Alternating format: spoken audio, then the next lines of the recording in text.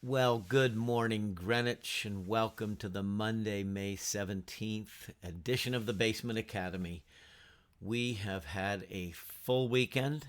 I confess to being a little tired right now.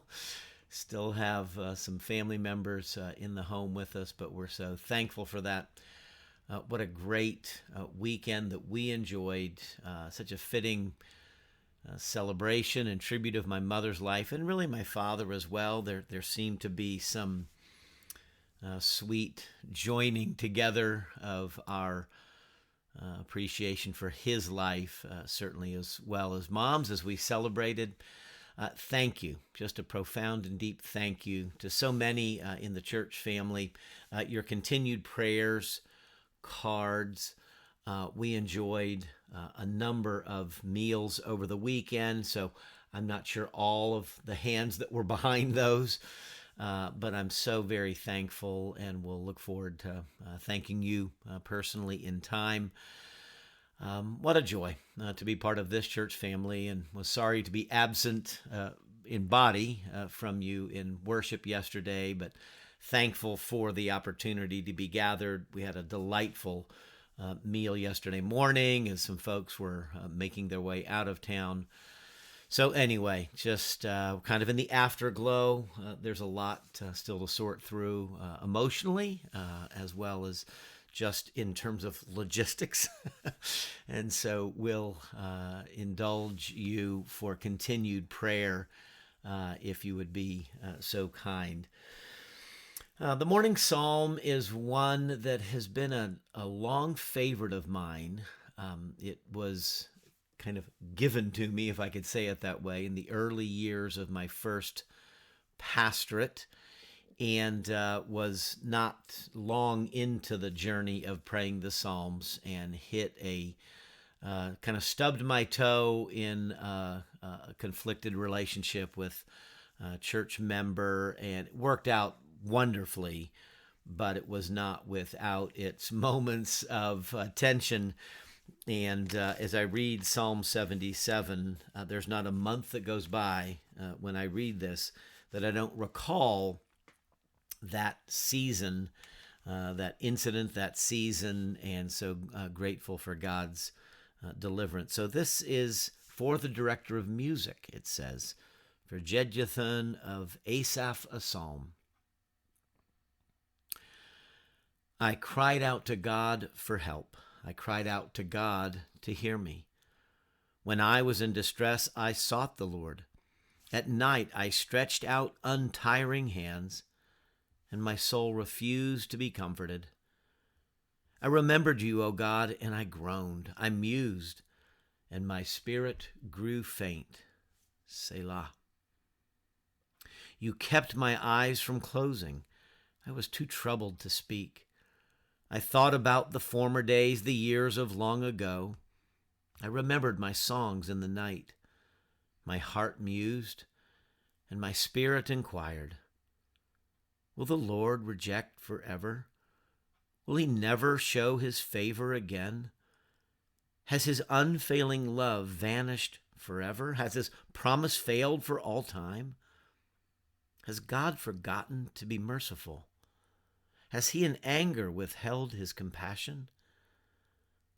Then I thought, to this I will appeal, the years of the right hand of the Most High. I will remember the deeds of the Lord. Yes, I will remember your miracles of long ago. I will meditate on all your works and consider all your mighty deeds. Your ways, O God, are holy. What God is so great as our God? You are the God who performs miracles. You display your power among the peoples. With your mighty arm you redeemed your people, the descendants of Jacob and Joseph. Selah. The waters saw you, O God, the waters saw you and writhed. The very depths were convulsed. The clouds poured down water. The skies resounded with thunder. Your arrows flashed back and forth. Your thunder was heard in the whirlwind. Your lightning lit up the world. The earth trembled and shaked. Your path led through the sea, your way through the mighty waters. though your footprints were not seen. You led your people like a flock by the hand of Moses and Aaron. Psalm 77. Some moment of distress in the life of the psalmist, of Asaph. We don't know exactly what, but it doesn't matter, because the experience of crisis and distress are universal.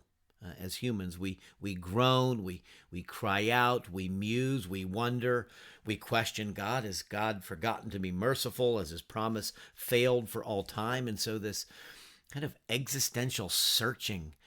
I love this psalm in particular, all the psalms, but this psalm in particular. It's okay to question God. I learned this back then. Up to that point, you don't question God. God's sovereign. God's will is, thy will be done. But just the honesty of the psalm is so precious.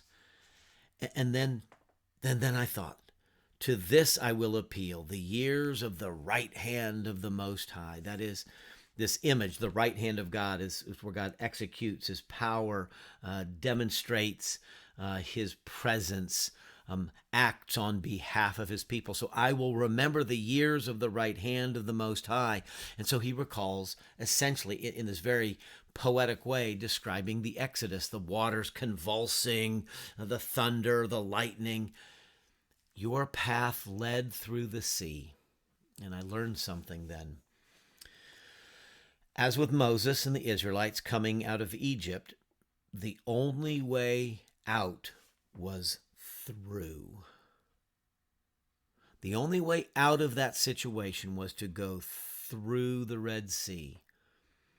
They left Egypt. They got out by night. Their bread didn't have time to rise. The angel of death was coming.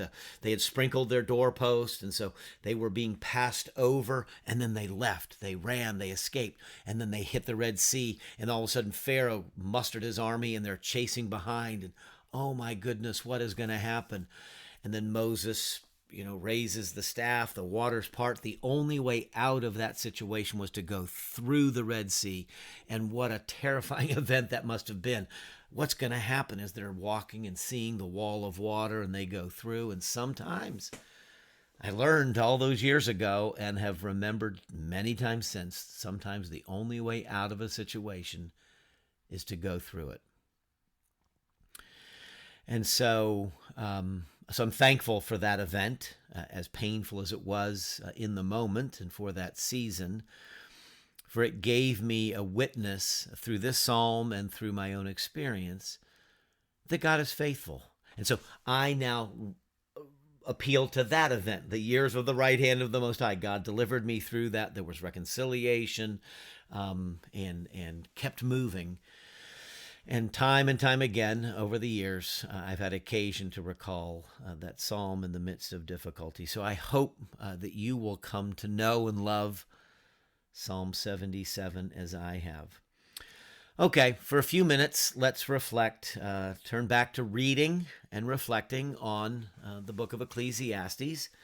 And so we covered the first 5 chapters. It's a strange little book, kind of sobering, kind of dour in places. Vanity of vanities, or meaningless, all is meaningless. And yet there's this wisdom. There's a time for everything, a season for every activity under heaven. And we heard that on Saturday in our celebration. I spoke on that Sunday from Ecclesiastes 3. And so chapter 6. I have seen another evil under the sun, and it weighs heavily on men. God gives a man wealth, possessions, and honor, so that he lacks nothing his heart desires. But God does not enable him to enjoy them, and a stranger enjoys them instead. This is meaningless, a grievous evil. A man may have 100 children and live many years, yet no matter how long he lives, if he cannot enjoy his prosperity and does not receive proper burial, I say that a stillborn child is better off than he. It comes without meaning, it departs in darkness, and in darkness its name is shrouded. Though it never saw the sun or knew anything, it has more rest than that man. Even if he lives 1,000 years twice over, but fails to enjoy his prosperity, do not all go to the same place? All man's efforts are for his mouth, yet his appetite is never satisfied. What advantage has a wise man over a fool? What does a poor man gain by knowing how to conduct himself before others? Better what the eye sees than the roving of the appetite. This too is meaningless, a chasing after the wind. Whatever exists has already been named, and what man is has been known. No man can contend with one who is stronger than he. The more the words, the less the meaning. And how does that profit anyone? For who knows what is good for a man in life during the few and meaningless days he passes through like a shadow? Who can tell him what will happen under the sun after he is gone? Chapter 6. What a Monday morning reading, huh? Oh, so as we get up into a new day, into a new week, the world wakes up, and there is the pursuit of wealth and possessions and honor. That describes so much of what animates and motivates the human family. There are other motivating influences, but wealth, possessions, and honor drive so much of our human activity, just not only personally in our families with our children, but just the collective body of the human family, certainly here in our own country. And so what profit is it? What benefit to have all this wealth, this honor, these possessions? You could live 100 years, 1,000 years, 1,000 years twice over. You could have 100 children. But if you can't enjoy any of it, what's the point? I think that's what the writer, Koheleth, the teacher, is trying to get at. This is what drives the human family. And yet, so few actually learn contentment. How much is enough? Just a little bit more. And so this effort to increase and to expand, more is better, newer is better, faster is better. Maybe. Now, I recognize I'm coming at this somehow or kind of somewhat in a different kind of emotional space right now because of my mother's death, and interestingly, because of going through the artifacts, as I shared last week, the artifacts of her life. The numerous possessions that we're kind of sorting through right now. I guess it was 2 weeks ago that I was talking about this. What I have been struck by, I've come across grandparents' letters to one another, love letters, and it was such a different way of speaking and writing. Okay, we don't have love letters anymore because people just text and email, right? But letters from 100 years ago. I was reading a letter last night with my brother from 1924. So what is that? Just shy of 100 years ago. Flowery language, affectionate. And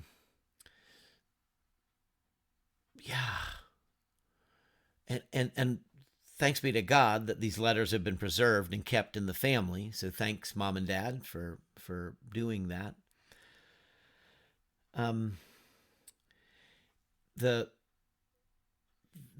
we don't have much record of the activity of my grandparents' lives. We know something of that, but we do have some records of their some of their working life. My grandfathers, in particular, on both sides, and the amounts of money that we read about in some of these business transactions and some of their personal records are very small sums of money relative to today. Now, I haven't adjusted yet for inflation and the dollar over 100 years, but what strikes me is it's a simpler time. It's a simpler time. The speed of life, that they're pretty much grew up where they were born, died where they grew up, and this the increase of mobility, of technology, of the speed of our society, the immense wealth of our society that we have now. It strikes me in reading these letters just how grateful and humble and frugal and simple life was. Reading a letter of recommendation that my mother's pastor wrote. I think it was simply 5 sentences written on church letterhead. Emmanuel Methodist Church down in Crisfield, Maryland, and just commending Jackie Marshall as she left at age 17 to move to Washington, D.C., an only child of some humble watermen living on Little Tylerton, Smith Island. And then she left with a little letter of recommendation in hand. There maybe were others, but at least one letter of reference. A girl of mighty fine character is what it said. And it just felt so, oh, shucks, But it was honest. It was earnest. It was spare in its word. There were few words, but they spoke volumes, I think. And I don't know if my mother had occasion ever to share that with anyone. It's in our possession, not somebody else's. So perhaps she never needed it. And so there's something about all of this that has kind of puts me in a different frame of mind and heart as I read chapter 6 of the man who has everything his heart desires: wealth, possessions, honor. He lacks nothing his heart desires, but he was not able to enjoy them. All the children live for 1,000, 2,000 years, but if you can't enjoy it all. So contentment, what an elusive reality that is. The deception, the delusion of the world is that the world can offer contentment. It cannot. It never will. Jesus tells us such. You cannot serve 2 masters. God and money, they are opposed to each other. It's not saying we shouldn't have money, but money will not satisfy. And so this second piece that strikes me: all a man's efforts are for his mouth, yet his appetite is never satisfied. That's verse 7. Better what the eye sees than the roving of the appetite. Just be content with what you have, what you see, instead of the fantasy, instead of the wanting what you don't have, right? And so thinking about the unsatisfied appetite, I don't know if you've been following, I don't know that it's salacious yet, but the news that came out, was it maybe a week ago or so, about the impending divorce, the divorce proceedings of Bill and Melinda Gates. I don't think they're the wealthiest people in the world, but they're doggone close, okay? And much good has been done. Bill Gates, the founder of Microsoft, the kind of IT computer wizard entrepreneur. And there's a Bill and Melinda Gates Foundation. They're great philanthropists, and so we rejoice in that. But what's interesting, all the money in the world can't make a happy marriage, can it? And some of what appears to be at cause of the of the dissolution of their relationship is some unsatisfied appetites of Bill Gates that have been indulged perhaps on the side over time in ways that certainly would diminish a marriage. And so the reality of the human condition. So these words are written 3,000 years ago, roughly. But has anything changed? God has made us with bodies, and there are appetites for food, for drink, for sexual engagement and intercourse. There are intangible appetites for recognition, for fame, for status, for power, for influence, and the like. And these appetites drive many people. They drive many people in ways that can never be satisfied. Again, so this theme of wealth, possessions, honor, but not enjoying them, an appetite that cannot be satisfied. Better what the eyes see than the roving of the appetite. Be content with the lot you have in life. Psalm 16 has such great language. It was one of yesterday's Psalms. You have assigned me my portion and my cup. You have made my lot secure. Surely I have a delightful inheritance. The boundary lines have fallen in pleasant places for me. This sense of satisfaction or joy or contentment in what God provides. And it's hard work to do that. It's hard work. So we think of the work and the effort to achieve and to succeed and to have material success and prosperity, and God is in that, and the writer here indicates. But if one does not exercise effort as well to restrain one's appetites,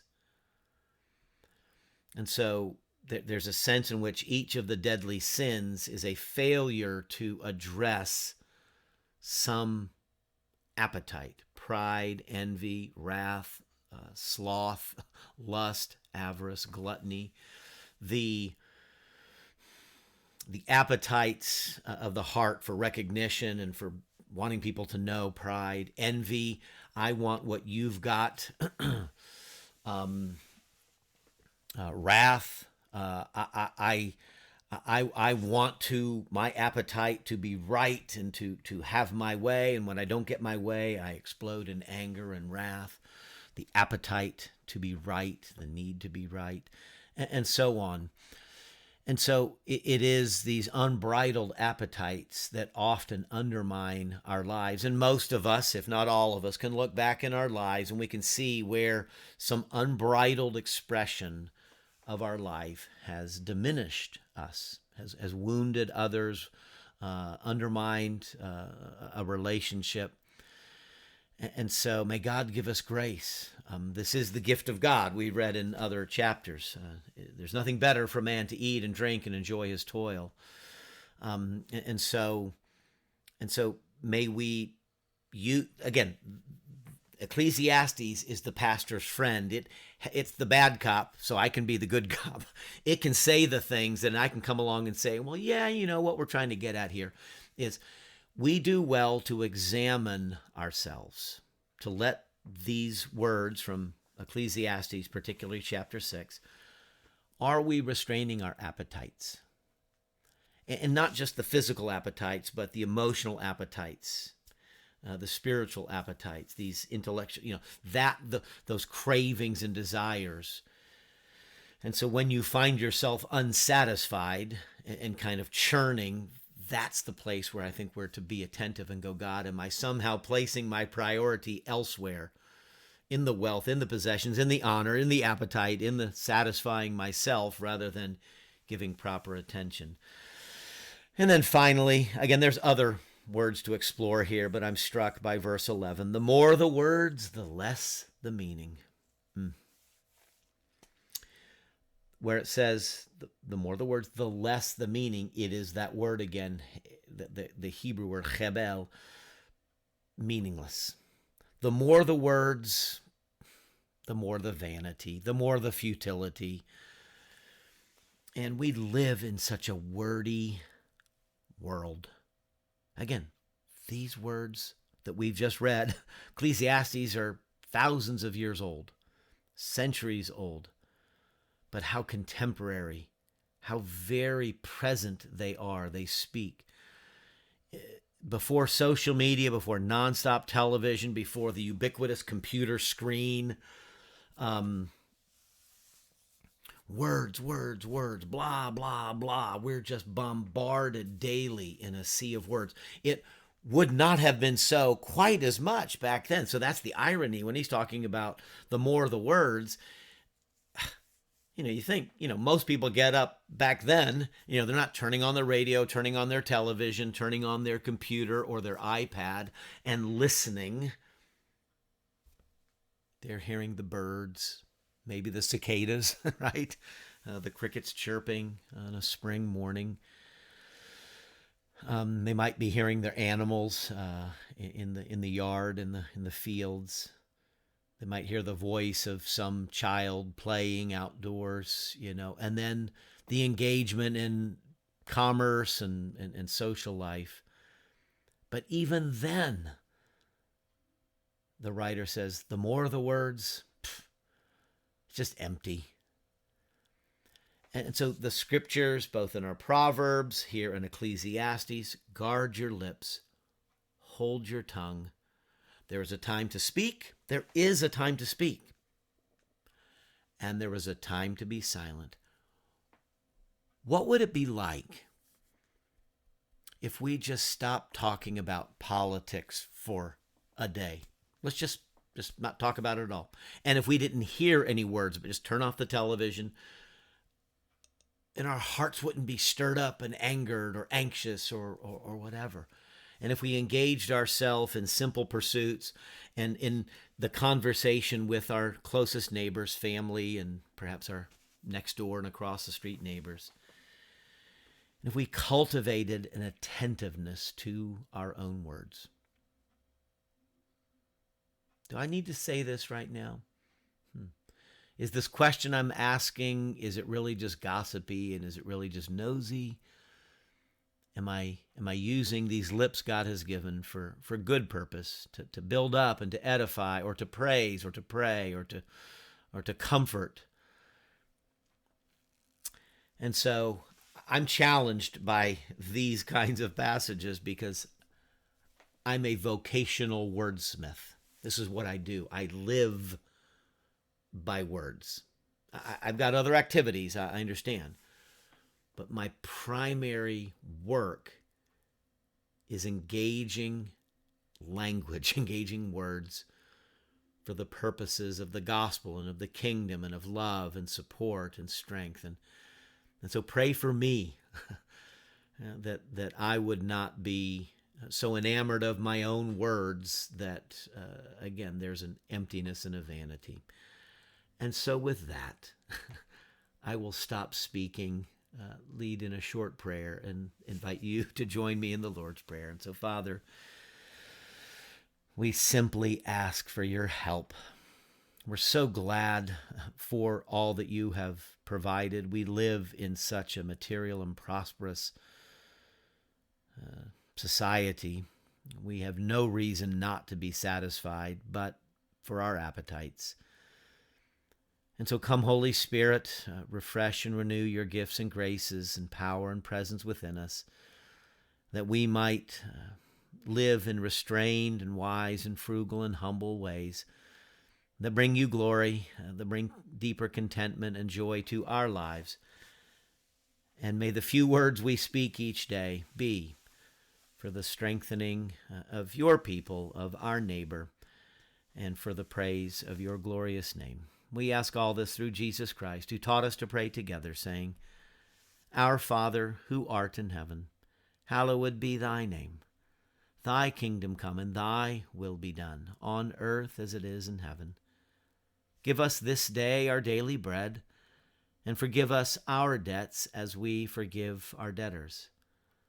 And lead us not into temptation, but deliver us from evil. For thine is the kingdom and the power and the glory forever. Amen. May the Lord bless you and keep you. May the Lord make his face to shine upon you and be gracious to you. May the Lord lift up his countenance upon you and give you his peace now and forevermore. Amen.